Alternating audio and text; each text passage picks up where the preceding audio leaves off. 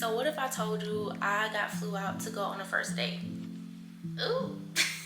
So I'm gonna let you know now that I normally don't do the whole getting flown out thing because I know what comes with that, with men feeling entitled to your body, and that's just not my thing.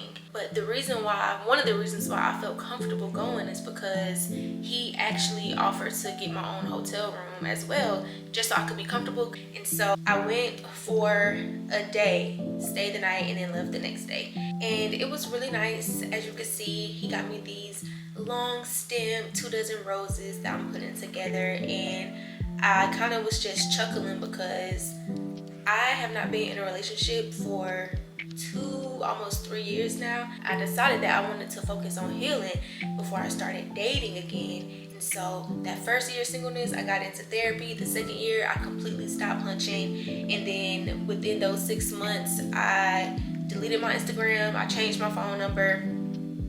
And I just put all of the love that I was giving to others into myself. And now, as this better version of myself, this version of myself I always envisioned myself being, I'm attracting better quality people and experiences.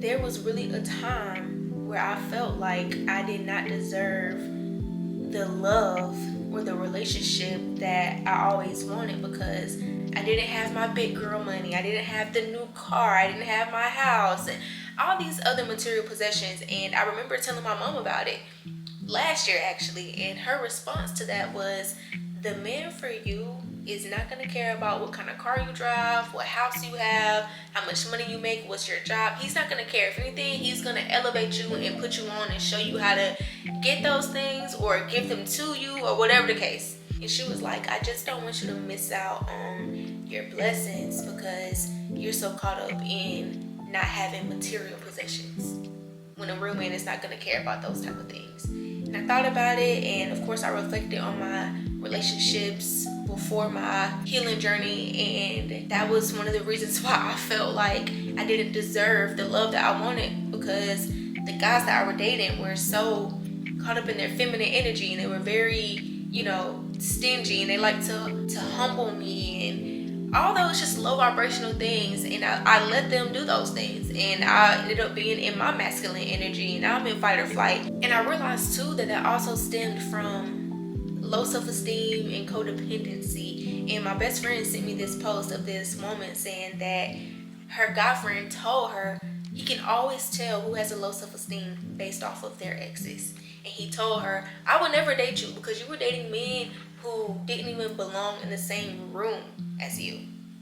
And I was like, ooh, that one hit home, because I have definitely been in that situation before with my relationships. My first relationship was boo-boo, and my second relationship, I just felt like because it wasn't as bad as my first one, that was as good as it was going to get for me, and that's what I deserved. And it really wasn't. There were times where I knew I should have left that relationship, and I didn't.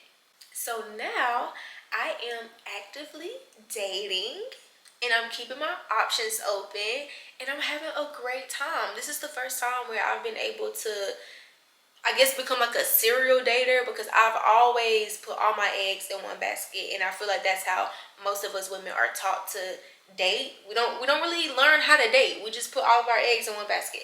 And so now I'm dating, and I'm keeping my options open, and I'm learning what I like and what I don't like, and I'm meeting all these guys of different walks of life and with different goals and aspirations and all type of things. And it has been it's been pretty cool, because when you are a light, and if you're watching this video, you're most likely a light attracts light, but light also attracts gnats. And depending on where you are on your vibrational plane, even as a light, you may be more receptive to entertaining the gnats, because that's where you are, versus entertaining the other lights. And what that may look like is you may still like the bad boys, the trap stars, the guys who just don't like you. They actually hate you. Versus the guys that you made friends on, or the men who are actually high quality men, the provider men, the generous men, the masculine men, the men who actually take pride in being a man. And I am guilty of that. I had my little bad boy phase, and I had those moments where I was like, okay, this is a great guy, but he just don't have that thing. He don't got no he's missing something, yada yada yada. Don't get it twisted now. I have met men where they were absolutely perfect, but there just wasn't chemistry or connection. But that wasn't to say that I was looking for a bad boy. There was just no connection, and that's okay. There is a such thing as there being a good person, just not good for you. So yeah, now I feel like I'm definitely attracting attracting more quality men than I am the gnats. And I'm so proud of myself as well, because the guys that just seem to not be compatible with me, I don't have a problem cutting them off immediately.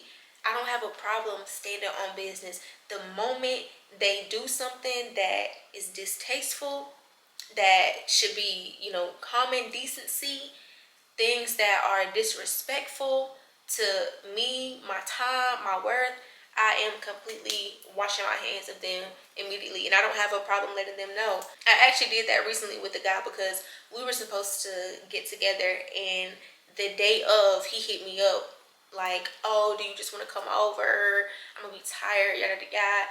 And I told him I already have plans, I already made plans. And secondly, I know you mentioned that the women that you deal with don't complain about your time management and the effort that you put into plans and coming over and stuff like that.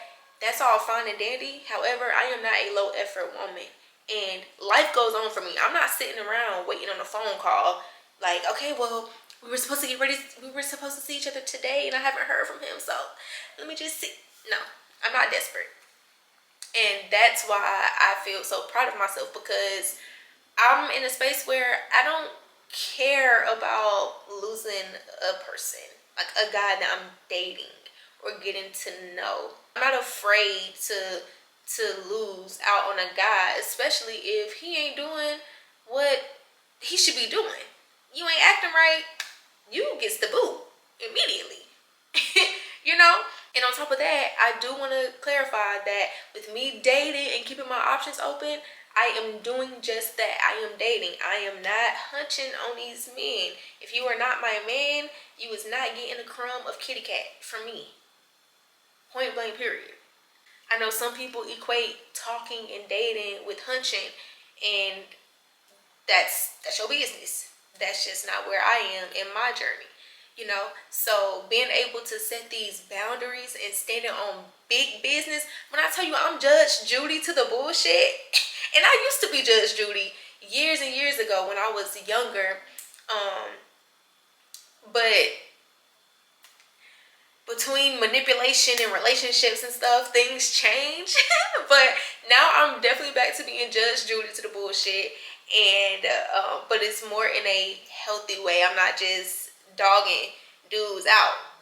I will say, actually, me and my best friend Mecca, we are both Judge Judy to the bullshit, and we both decided to decenter men. And it's honestly so much more fun when you have friends who are on the same thing as you, and you guys can hold each other accountable. So even despite me dating, me decentering men looks like not being dependent and rushing to see somebody. I have my own plans, I got my own life, I'm doing my own thing. If you want to see me, you make arrangements. It ain't no last minute shing-ding going on over here. The next man, he's already planned our date. I'm at the door, okay? And that's another thing, realizing that you are never asking for too much. You're only asking the wrong person. Whoever thinks that you are doing too much, somebody over here is thinking they ain't doing enough. Whoever is saying I'm not ready, the next one is saying I knew the moment I saw you. So you have to really go where you are loved, honored, and celebrated. Go where that man likes you, okay? But yeah, this has just been such a fun experience for me, and I'm so happy with who I am today. I can walk outside and be proud of who I am. I love being able to stand on business and to set healthy boundaries and to be attracting better into my life, specifically because I got better. And I want to encourage you to do the same thing. If you want better, if you want to attract better, you have to become better. If you don't know who Neville Goddard is, I suggest you look into him. But he has this theory that everyone is you pushed out, whether you want to believe it or not. So now that I put in so much work, I'm attracting better versions of people, you know? And I'm really, really grateful. And I said that this summer, 2024, I wanted to have a sexy, soft summer. And really a sexy, soft life in general. But this is the start for me. Like I said, I know that we've decentered men. I know there's been talks about the 4B movement. I completely understand. I support. However, if you are a lover girl like me to the core, and you still have the faith of a mustard seed, that you will meet your person and live happily ever after, I encourage you to heal and put in the work. I know they've been talking about the biological setup of a man and whatnot, and how they're not capable of love and X, Y, and Z. And these things may very well be true. And I also believe we are the creators of our own realities. So whatever it is that you want out of your life and with other people and experiences, you create that for yourself. Try not to get so caught up in what everybody else is saying, you know? Focus on yourself and focus on what it is that you desire, and know that you can have those things. So happy healing. I love you. I support you. And you know, we just figuring this thing out together. So I'm excited to see where life continues to take us as we continue to evolve and grow. And I love you. I'll see you later. Bye.